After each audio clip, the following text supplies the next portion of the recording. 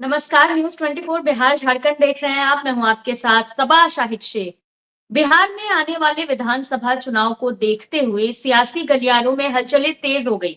चर्चा इस बात की है कि नीतीश कैबिनेट का विस्तार हो सकता है। हालांकि सभी पार्टी अपनी-अपनी रणनीति बनाने में लगी हुई है। फिर चाहे वो इंडिया गठबंधन हो या एनडीए गठबंधन हो, कोई भी गठबंधन हो, सब लोग तैयारियों में लगे हुए हैं। हालांकि इसका जो नतीजा आएगा, उससे किसको कितना फायदा मिलेगा? चलिए इन्हीं तमाम बातों पर विस्तार से चर्चा कर लेते हैं। चर्चा के लिए हमारे साथ तमाम गेस्ट जुड़ रहे हैं। हमारे साथ जुड़ रहे हैं हमारे वरिष्ठ संवाददाता सौरभ कुमार जी, पीयूष शर्मा जी प्रवक्ता बीजेपी, प्रतिभा सिंह जी प्रवक्ता जेडीयू, सरोज सिंह जी प्रवक्ता हम पार्टी, प्रमोद सिन्हा जी प्रवक्ता आरजेडी। आप सभी का बहुत-बहुत स्वागत है। सबसे पहला सवाल मैं पीयूष जी से लेना चाहूंगी। पीयूष जी, विस्तार होने जी वाला है कैबिनेट का। सभाजी, यह जी। तो सरकार की एक प्रक्रिया है और हम्म। मुख्यमंत्री जी का विशेषाधिकार है।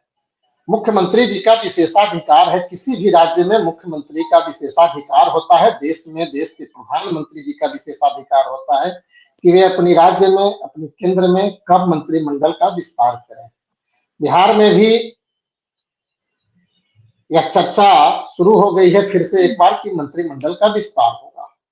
बिल्कुल। निश्चित रूप से यह एक जी। अच्छी खबर है हम्म। और हमारी सरकार, हमारी पार्टी एनडीए गठबंधन तो शुरू से ही इसका पक्षधर है कि हम पूर्ण रूप से मंत्रिमंडल का विस्तार करके और सरकार हम्म। के विकास कार्यों को जन जन तक पहुंचाने का कार्य करें।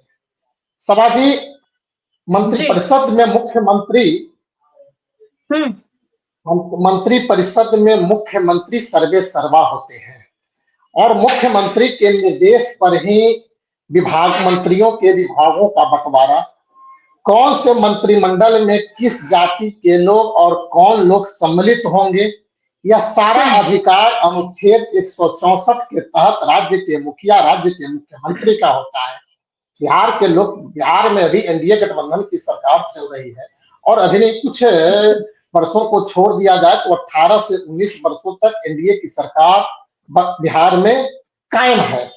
और जो हम्म। 2005 के बाद हमारी एनडीए सरकार द्वारा जो विकास के कार्य किए गए हैं, हमारे नेताओं द्वारा, मंत्रिपरिषद के सदस्यों द्वारा, बिहार के यशस्वी मुख्यमंत्री द्वारा, हमारे उप मुख्यमंत्री द्वारा जो भी विकास के कार्य किए हैं, वह जनता, एक एक कार्यों को जनता जान रही है। हमारी सरकार की आज जो डबल इंजन की सरकार बिहार में चले, केंद्र में मोदी जी की और बिहार में नीतीश कुमार जी के नेतृत्व में जो सरकार चल रही है, वह जन कल्याणकारी योजनाओं को जन जन तक किस प्रकार से पहुंचे, एक भी व्यक्ति को किसी भी प्रकार की परेशानी नहीं हो, सभी प्रकार के विभागों का बंटवारा समुचित ढंग से हो, सभी जातीय समीकरणों का, मैं तो सीधा कहना चाहता हूं कि हमारा मंत्रिमंडल जातीय समीकरणों का संगम है। आपने पिछले देखा होगा 29 में से अति पिछड़ा समाज के 12 मंत्री हैं, स्वर्ण समुदाय के 9 मंत्री हैं, दलित समुदाय के 7 मंत्री हैं। तो हम तो अपने मंत्रिपरिषद के विस्तार में सभी समाज के सभी वर्गों का ख्याल रखते हैं। हमारा नारा है, केंद्र में मोदी जी का नारा है, बिहार में बिहार के मुख्यमंत्री नीतीश कुमार जी का नारा है, सबका साथ, सबका विकास और सबका विश्वास।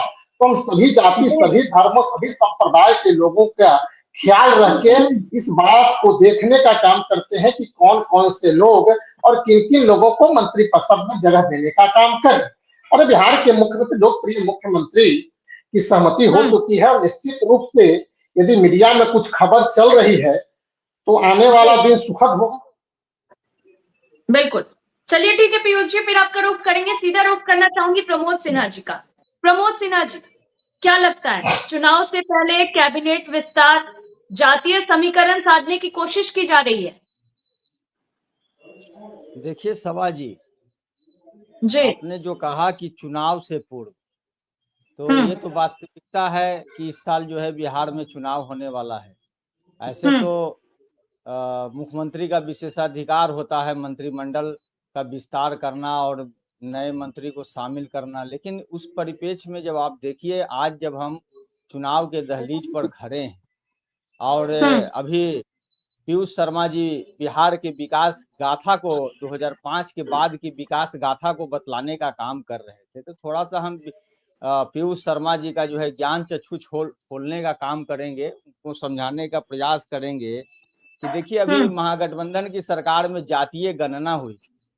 तो जातीय गणना का जो रिपोर्ट आया था उसमें बिहार की 34% जो आबादी थी उसकी मासिक आमदनी 6,000 रुपया से कम था और 30% आबादी जो है उसकी मासिक आमदनी 10,000 रुपया से कम था। तो ये आप समझने की बात है कि बिहार के प्रति व्यक्ति जो आय है, आप समझ लीजिए कि 6,000 रुपया मंथली एक परिवार की मासिक आय अगर है तो प्रत्येक दिन का 200 रुपया पड़ता है। तो एक तो ये विकास की गाथा है। नीति आयोग की जो रिपोर्ट है, तो नीति आयोग की जो रिपोर्ट है उसमें बिहार की जो विकास गाथा है जो अभी बतला रहे थे पीयूष, शिक्षा में, स्वास्थ्य में, गरीबी उन्मूलन में हम सबसे अंतिम पंक्ति पे खड़े हैं। 18-19 सालों से एनडीए की सरकार है बिहार, और फिर भी ऐसी स्थिति है।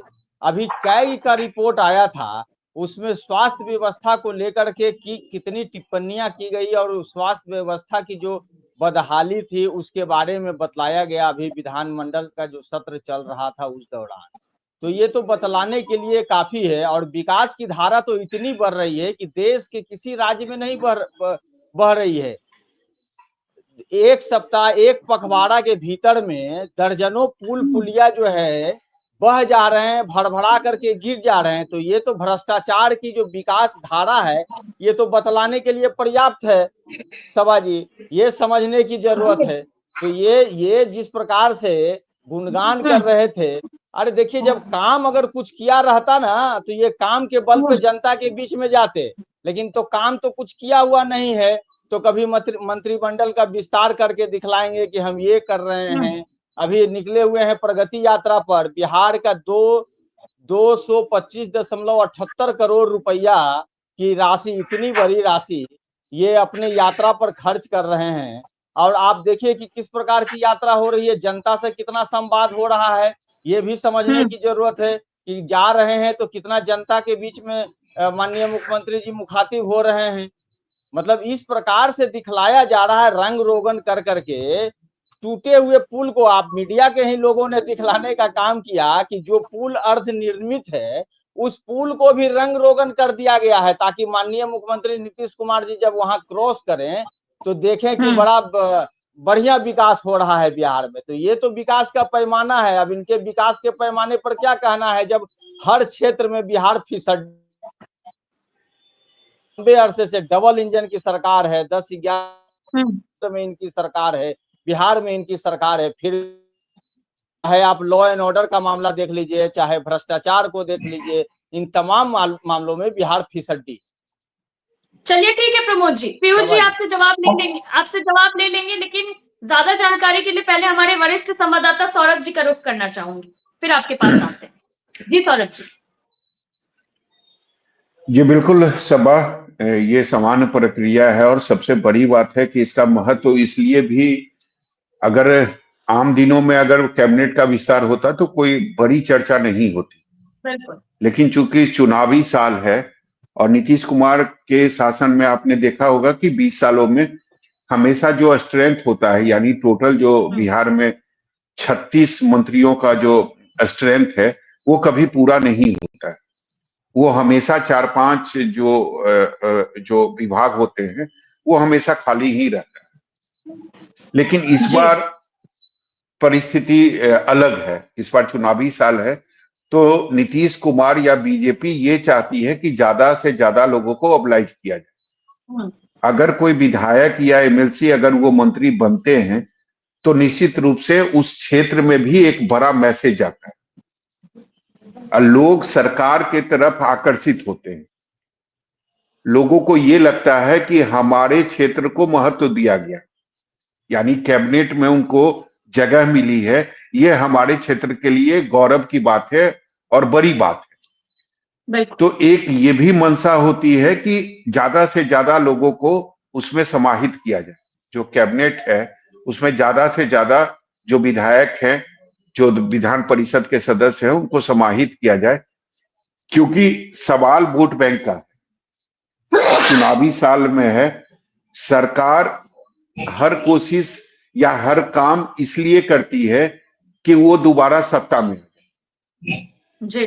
तो मुझे लगता है कि इस बार जो कैबिनेट का विस्तार होगा वो काफी अहम है और देखना ये दिलचस्प होगा, क्योंकि खबर ये भी है कि कुछ लोगों का जो है वो विभाग बदला भी जा सकता है।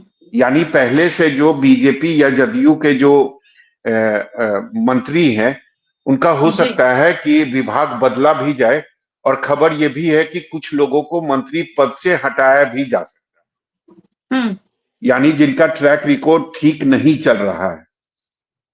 यानी जो इतने जब से एनडीए गठबंधन की सरकार बनी है और जब से बीजेपी के चाहे विधायक हो या एमएलसी हो या फिर जदयू के विधायक या एमएलसी हो, अगर उनका रिकॉर्ड अच्छा नहीं है, अगर उनके विभाग में अच्छे से काम नहीं हुआ है, तो उनको मंत्री पद से हटाया भी जा सकता है।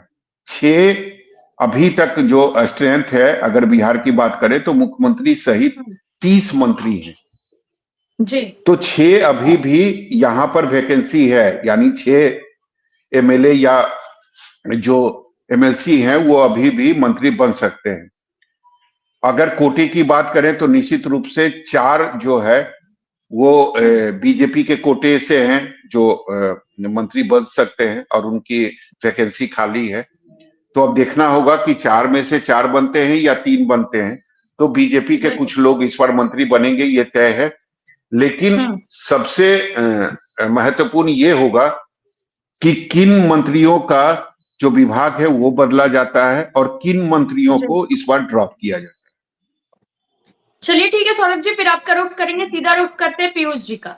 जी पीयूष जी। सभा जी, अभी राष्ट्रीय जनता दल के प्रवक्ता भाई प्रमोद जी हमारे ज्ञान चक्षु को खोलने का काम कर रहे थे विकास के मुद्दे पर। मैं बड़ी विनम्रता से इनसे पूछना चाहता हूँ, क्या ये बताने का काम करेंगे जो नीतीश कुमार और भारतीय जनता पार्टी के विकास पर ये आरोप लगाने का काम कर रहे थे? 2005 के पहले बिहार में विद्यालयों की संख्या कितनी थी? 2005 के पहले बिहार में पुलों की संख्या कितनी थी?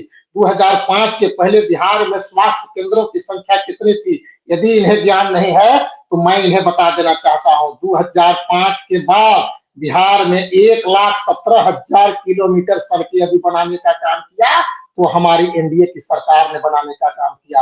2005 के बाद यदि 6,000 से अधिक पुल पुलियों का निर्माण कराने का काम किया तो हमारी एनडीए सरकार ने किया। 2005 के बाद यदि 1200 से अधिक पुल निर्माण निगम द्वारा बड़े बड़े पुलों का निर्माण कराने का काम किया तो हमारी एनडीए सरकार ने किया। 2005 के बाद 93,000 प्राथमिक विद्यालय से मध्य विद्यालय और क्रमिक मध्य विद्यालय से लेकर उच्च विद्यालय यदि खोलने का काम किया तो हमारी एनडीए की सरकार ने किया। 2005 के बाद 10,000 से लगभग 10,000 इस बिहार में अस्पताल खोलने का काम किया तो हमारी सरकार एनडीए ने करने काम किया। आज मुख्यमंत्री आवास योजना के तहत प्रधानमंत्री आवास योजना के अंतर्गत कितने कार्य हुए, कितने लोगों को आवास मिला, इस बात की जानकारी यदि इनकी हिम्मत है तो इन बातों का ये जवाब दे। दूसरी बात मैं बता देना चाहता हूँ, आज बिहार, आज सभी जिलों में एएनएम कॉलेज, आज सभी जिलों में जीएनएम कॉलेज कभी कल्पना ने नहीं किया होगा राष्ट्रीय जनता दल के नेता तेजस्वी प्रसाद यादव, लालू प्रसाद यादव ने, कि बिहार के सभी जिलों में इंजीनियरिंग कॉलेज भी खुलेंगे। शिक्षा तो दो, इनके समय में क्या था? चरवाहा विद्यालय से क्या था? अस्पताल की क्या स्थिति थी? अस्पताल में अस्पताल की बेड पर, अरे सुन लीजिए ना, अरे अस्पताल के बेड पर कुत्ते बैठते थे, अस्पताल के बेड पर कुत्ते बैठते थे। सुन लीजिए प्रमोद जी, सुनने का काम कीजिए, हमारी ज्ञान चक्षु की बात कर रहे थे, सुन लीजिए।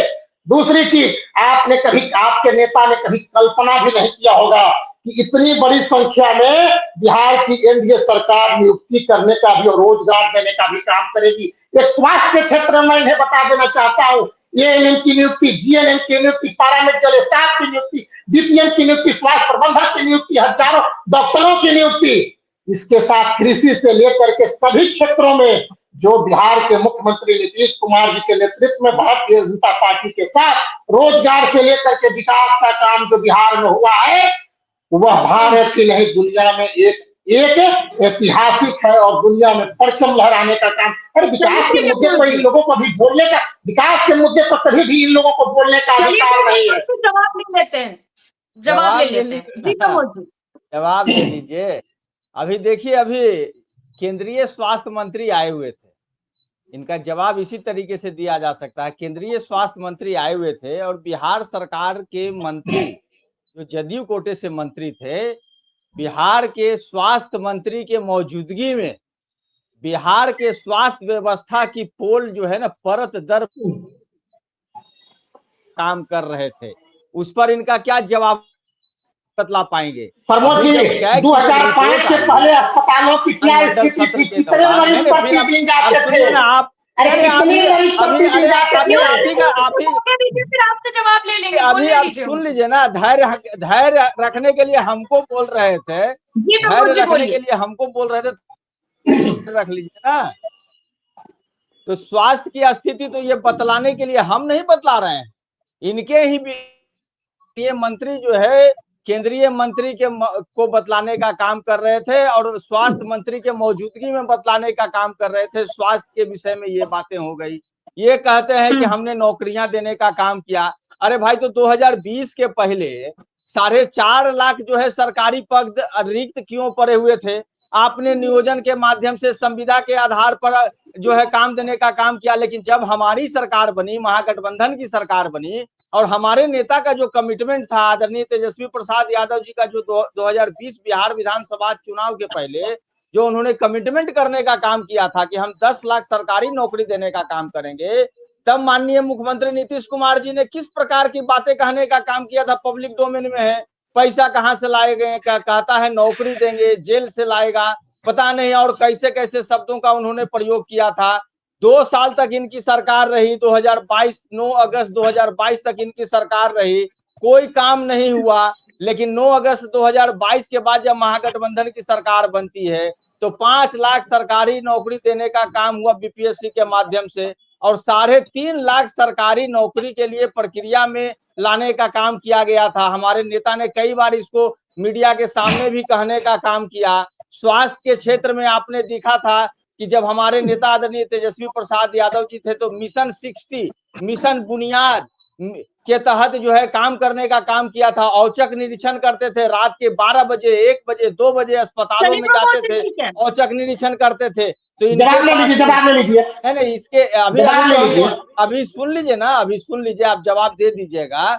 आज देखिए ना, सरकार जाने के साथ ही कहाँ जो है से पेपर लीक होना शुरू हो गया, कौन सी जो है से बहाली ये नया दे दिए, इस पर इनसे पूछ लीजिएगा। और जहां तक आप लोगों का रुख करूंगी, हमारे वरिष्ठ संवाददाता सौरभ जी भी हमारे साथ है, उनके पास भी कुछ सवाल है, तो सीधा उनका रुख करना चाहूंगी। सौरभ जी। जी बिल्कुल। पहले मैं चाहूंगा कि जिस जवाब के बारे में कह रहे थे बीजेपी के प्रवक्ता, तो वो जवाब दे दें, उसके बाद मैं उनसे सवाल करूंगा। जी पीयूष जी। सभा जी, अभी जिस स्वास्थ्य की बात कह रहे थे, क्या कभी कल्पना भी किया होगा? बिहार की जनता वो भूली नहीं है जब बिहार के अस्पतालों के बेड पे कुत्ते बैठते थे। 12 मरीज औसतन प्रतिदिन 2005 के पहले स्वास्थ्य केंद्रों में अपना इलाज करवाने जाते थे। आज स्वास्थ्य केंद्रों में औसतन मरीजों की संख्या कितनी है? मैं पूछना चाहता हूँ राष्ट्रीय जनता दल के प्रवक्ता से, पब्लिक डोमेन में है। आज प्रतिदिन पूरा लिस्ट है हमारे पास कि 2005 के पहले क्या था और आज क्या है। मैं इनको बतलाऊंगा, पूरा लिस्ट हमारे पास है, मैं बतलाऊंगा, आप ले लीजिए। चलिए प्रमोद जी, पहले आप बता ही दीजिए, फिर पीयूष जी से। 2005 के पहले क्या था? अरे 19-20 सालों से माननीय मुख्यमंत्री नीतीश कुमार जी बैठे हुए हैं मुख्यमंत्री के रूप में। 18 सालों से आपकी सरकार है। आप हमेशा अगर कोई भी बात होती है तो 2005 के पहले चले जाते हैं। तो इन 20 वर्षों में आपने क्या किया है, ये बतलाने का काम करिए, इसको न बतलाने का काम करिए। तो क्यों नहीं, ये इस बात का जवाब दीजिए कि क्यों आपके ही सरकार के मंत्री, केंद्रीय स्वास्थ्य मंत्री के सामने जो है राष्ट्रीय सामने नहीं, कम बोलने से नहीं ना चलेगा काम। आप खाली झूठ परोसिएगा तो काम चलेगा क्या? आप आपके जैसा भ्रष्टाचारी है, आपके जैसा भ्रष्टाचारी है, आपके जैसा जमीन के बदले नौकरी देने का काम करते हैं, भ्रष्टाचारी आपके जैसा धंधा लो और धंधा लो, धंधा लो और धंधा लो, आपके जैसा काम करते हैं। अजीत पवार, शुभेंदु अधिकारी को आपने भ्रष्टाचारी बता करके अपने बारे में करने का काम किए हैं।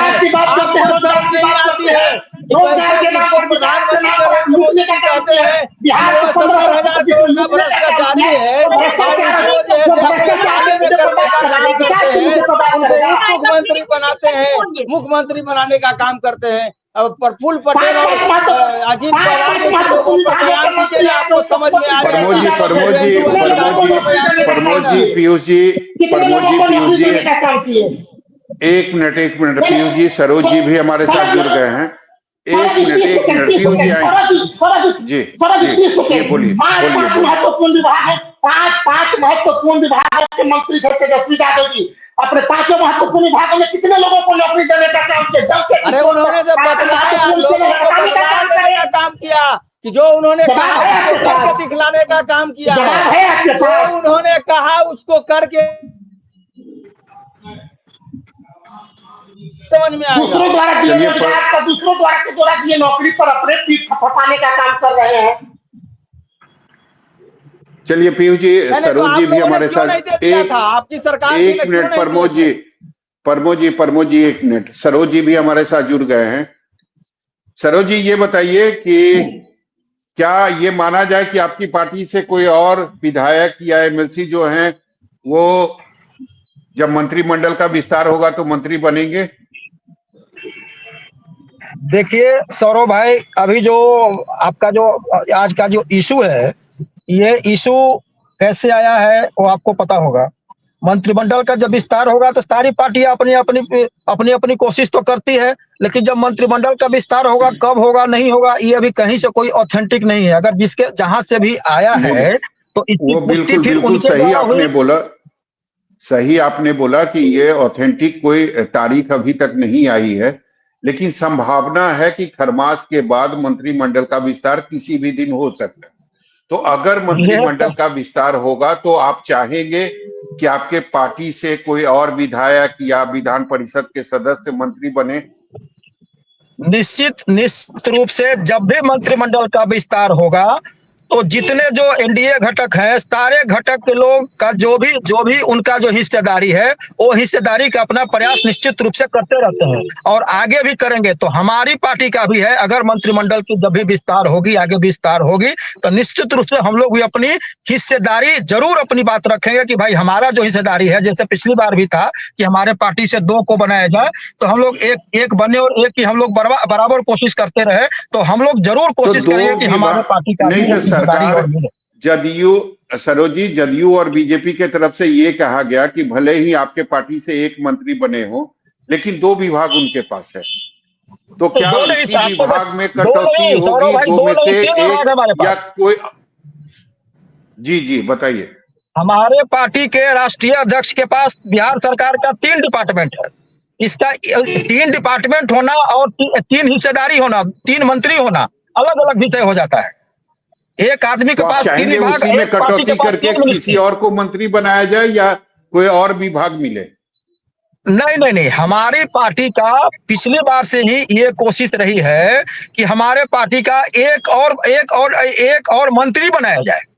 पिछली बार भी कोशिश थी, हमारी पार्टी पूरी कोशिश की। अब जो हमारे घटक के पास, जो हमारा गठबंधन के पास जो अलायंस के द्वारा जो तय हुआ कि नहीं, अभी एक आगे जब होगा तो देखा जाएगा। तो फिर हमारी अगर मंत्रिमंडल के विस्तार होगी तो फिर से हमारी ये कोशिश रहेगी कि हमारी पार्टी का जो बचा हुआ हिस्सा है वो हमारे पार्टी के साथ आए, क्योंकि हम भी एक महत्वपूर्ण घटक है, हमारी पार्टी एक महत्वपूर्ण घटक है। चलिए पीयूष जी बताइए, जो मांग है आपके घटक सहयोगी पार्टी की वो पूरी होगी इस बार अगर मंत्रिमंडल का विस्तार होता है तो? सौरभ जी, निश्चित रूप से इसका फैसला हमारा प्रदेश नेतृत्व और केंद्रीय नेतृत्व मिल बैठकर ये बातें तय करने का काम करेंगे। इसमें भारतीय जनता पार्टी के प्रवक्ता का कोई अधिकार नहीं है।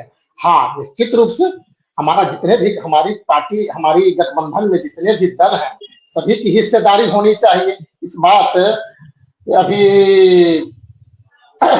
अभी जो प्रवक्ता महोदय ने कहे हैं, सरोज सिंह जी ने बिल्कुल निश्चित रूप से सही कहा है, और सभी पार्टियों का अधिकार है अपनी हिस्सेदारी मांगना।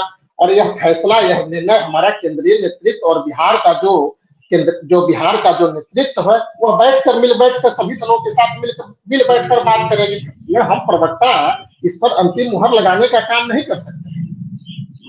पीयूष जी, एक खबर यह भी है कि लोकसभा चुनाव में जहां पर एनडीए की स्थिति काफी अच्छी नहीं थी, उस जगह से पार्टी या एनडीए चाहेगी कि उस जगह से जो एमएलए हैं, जो एमएलसी है, उनको मंत्री बनाया जाए, ताकि उस क्षेत्र को, पूरे क्षेत्र को कवर किया जाए चुनाव से पहले।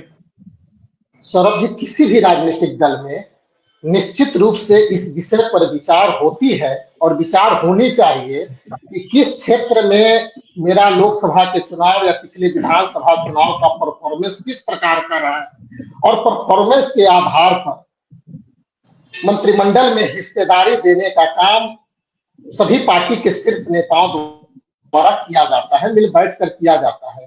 निश्चित रूप से जिस क्षेत्र में एनडीए का परफॉर्मेंस अच्छा रहा, या जिस क्षेत्र में एनडीए का परफॉर्मेंस अच्छा नहीं रहा, तो हमारी पार्टी के प्रदेश नेतृत्व और केंद्रीय नेतृत्व बैठकर इन विषयों पर निश्चित रूप से समस्या का निदान करके अच्छा रिजल्ट, परिणाम देने का काम करेंगे। और जो भी होगा वह आपके सामने होगा कि किस क्षेत्र के लोगों को कौन सी जिम्मेदारी देने का काम हमारी एनडीए सरकार करने का काम कर रही है। पीयूष जी, आपके पार्टी में एक नियम ये भी है कि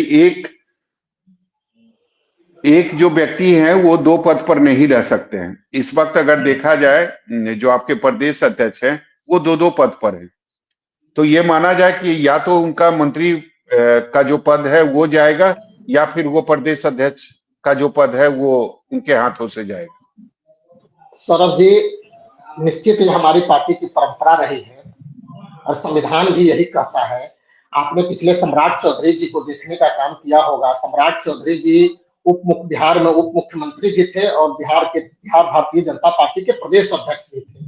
लोकसभा चुनाव के बाद ये प्रदेश अध्यक्ष पर किसी दिलीप जायसवाल जी का मनोनयन हुआ, और सम्राट जी उप मुख्यमंत्री, एक व्यक्ति एक पद। तो निश्चित रूप से यह हमारा फैसला, यह फैसला करने वाले हम नहीं होते, यह फैसला हमारा केंद्रीय नेतृत्व करता है, और केंद्रीय नेतृत्व मिल बैठकर इन सब चीजों को तय करने का काम करता है। हाँ, निश्चित रूप से हमारा यह संविधान कहता है, हमारे यहाँ नियम है कि एक व्यक्ति एक पद, तो इस पर फैसला, लेकिन इस पर फैसला हमारा केंद्रीय नेतृत्व करेगा। चलिए प्रमोद जी, ये बताइए मुझे कि अगर कैबिनेट का विस्तार होगा तो ये तो अच्छी बात होगी एनडीए के लिए, और चुनाव से पहले अगर कैबिनेट का विस्तार होता है, 5 या 6 भी मंत्री अगर बनाए जाते हैं, तो ये बड़ी बात होगी। उस जहां जहां से मंत्री बनेंगे लोग, उस क्षेत्र को प्रभावित करने के लिए, और इसका नतीजों पर भी अच्छा खासा प्रभाव भी पड़ने वाला है। देखिए सौरभ जी,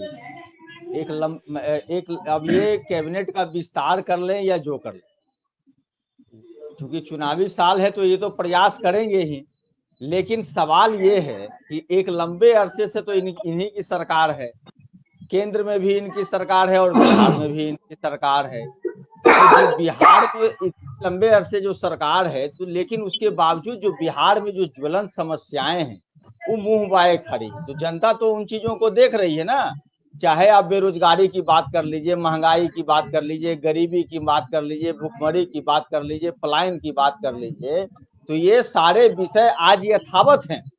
तो इन विषयों पर जनता तो देख रही है कि किस प्रकार के माहौल जो है बिहार में पैदा इन लोगों ने करने का काम किया है। जो बिहार की समस्याएं हैं उसके निराकरण के दिशा में तो ये कोई काम कर नहीं रहे हैं।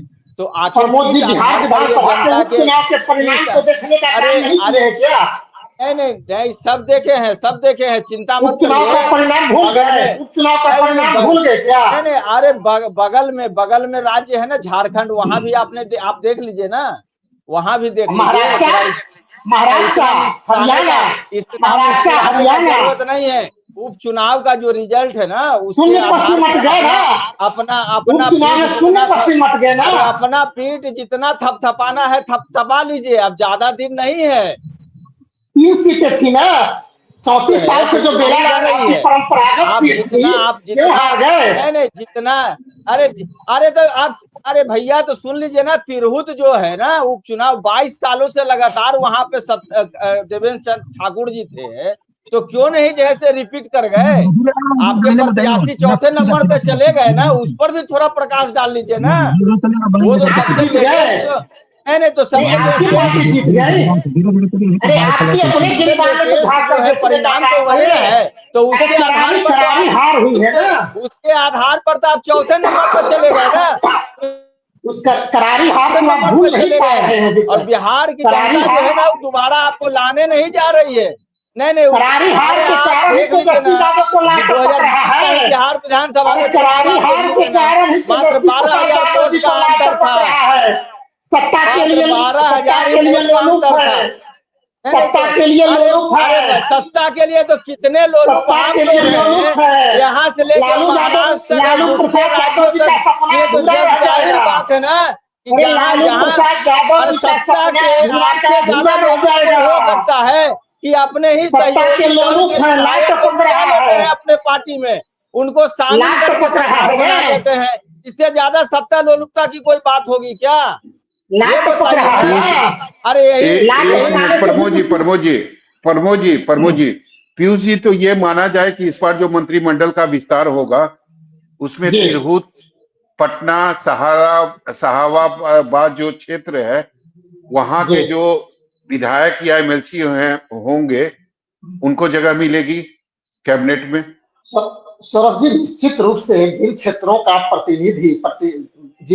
का अभी तक इस मंत्रिमंडल में कोई प्रतिनिधि नहीं है, निश्चित रूप से हमारे प्रदेश के नेतृत्व, केंद्रीय नेतृत्व यह फैसला करने का काम करेंगे कि उन क्षेत्रों की भागीदारी मिले, उन क्षेत्रों की सहभागिता मिले, ताकि उन क्षेत्रों पर भी हमारा प्रभाव पड़े, उन क्षेत्रों पर भी जो विकास के कार्य हो वे जन जन तक लोगों को पहुंचाया जा सके और लोगों को सुगमता से उसका लाभ मिले। ये भी खबर है आपके पास, ये खबर है कि नहीं कि अगर कुछ लोगों का मंत्रिमंडल का जो पद है वो गवा भी सकते हैं अगर उनका परफॉर्मेंस अभी तक अच्छा नहीं पाया गया तो?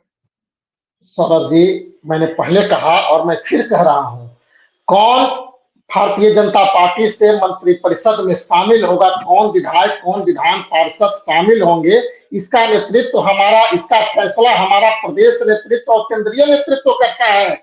कौन मंत्रिमंडल से किनकी छुट्टी होगी, इसका फैसला हमारा प्रदेश नेतृत्व और केंद्रीय नेतृत्व मिल बैठकर करता है। हम उसमें बतौर प्रवक्ता के तौर पर कुछ भी नहीं कर सकते हैं और हमें कोई जानकारी नहीं। यह फैसला करने का अधिकार मुझे नहीं है, पार्टी के पदाधिकारियों को नहीं है, यह हमारा प्रदेश का नेतृत्व करता है। प्रदेश अध्यक्ष करेंगे, उप मुख्यमंत्री करेंगे, केंद्रीय नेतृत्व करेंगे, केंद्र में जो मंत्री है वो करेंगे। मैं इस पर कुछ भी बोलने का अधिकार मुझे नहीं है। चलिए सरोज जी, ये बताइए, अभी प्रमोद जी कह रहे थे कि मंत्रिमंडल विस्तार कर लीजिए या यात्रा कर लीजिए, कोई फर्क नहीं पड़ने वाला है। इस बार एनडीए की सरकार 2025 में जा रही है, क्योंकि जो बेसिक परेशानी थी बिहार की वो अभी भी है, वो चाहे पलायन हो, बेरोजगारी हो। सरोज जी माइक ऑन कर लीजिए, माइक बंद है आपका। सरोज जी म्यूट पे हैं आप। सरोज जी म्यूट पे हैं विस्तार आप। हो या बिहार में मंत्रिमंडल विस्तार हो या न हो, ये राष्ट्रीय जनता दल को क्यों कलेजा फट रहा है? नीतीश कुमार जी के पास सारा चीज उपलब्ध है। नीतीश कुमार जी के पास, इसके मुख्यमंत्री के पास सारा है कि मंत्रिमंडल विस्तार उनके प्रोग्रेसिव है, कब करे नहीं करे। ये राष्ट्रीय जनता दल के कलेजा कब फट रहा है?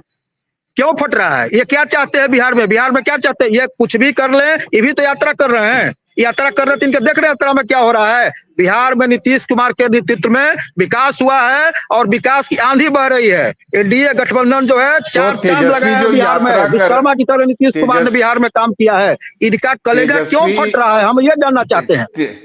तेजस्वी जो यात्रा कर रहे हैं उसमें सरकारी खजाना को लुटाया नहीं जा रहा है। नहीं, मुख्यमंत्री जो यात्रा कर रहे हैं, क्या ये उप मुख्यमंत्री रहते थे तो क्या क्या ये घूमते थे तो बिहार का खजाना लुटाते थे? मैं ये जानना चाह रहा हूं कि बिहार का डिप्टी सीएम जब तेजस्वी यादव जी थे तो क्या बिहार का खजाना को लुटाते थे? इनके प्रवक्ता से पहले ये जानकारी उपलब्ध करवाइए, बिहार के खजाना को लुटा जिस करके बिहार समय बर्बाद डिप्टी करते थे ये? सीएम तेजस्वी यादव थे, उन्होंने कौन सी यात्रा की थी और उसमें बिहार में जब सरकारी घूमते थे ना, कितना जिला का पैसा दौरा खर्च हुआ करते था, थे आप ना, बता दीजिए। जिला को दौरा करते थे कि नहीं करते थे? तो जिला का दौरा करते थे तो उनका पैसा कितना खर्चा करता था? उनके पेमेंट से करता था क्या?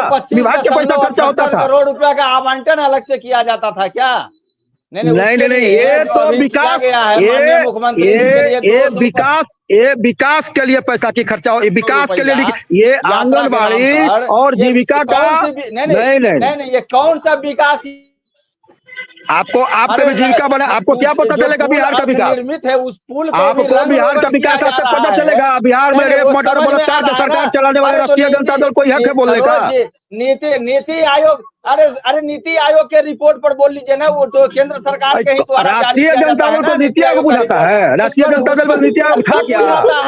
सब बुझाता है। राष्ट्रीय, आप लोग नीति आयोग की बात करते हैं तो हंसी आती है। नीति आयोग, जीविका और आशा दीदी, ममता दीदी, आपको पता है क्या? आपने कहीं बनाया नहीं? आप तो बिहार में अपहरण, मर्डर, लूट और बलात्कार का सरकार चलाए। उस पर अरे यार, तो एनसीआरबी का आंकड़ा पढ़िए ना, खाली कहाँ से लाए हैं आप एनसीआर? कहाँ से एनसीआरबी का आंकड़ा आपको मिला है? अभी सुनिए ना, फर्जी एनसीआरबी आप लोग लेकर के घूम रहे हैं। एनसीआरबी का जो आंकड़ा हुआ तो आंकड़ा हम लोग से लीजिए ना, वो फर्जी है। तो ये भी बोल फर्जी दीजिए है। कि नीति आयोग का भी जो रिपोर्ट है वो भी फर्जी है। नहीं, आप कहाँ से, आप कौन नीति आयोग? भारत का नीति आयोग का लाए हैं ना फैसला? अरे नहीं, नीति आयोग आप भारत का नीति आयोग का रिपोर्ट लेकर के आए हैं, कहाँ का लाए हैं? जरा प्रस्तुत करिए उसको।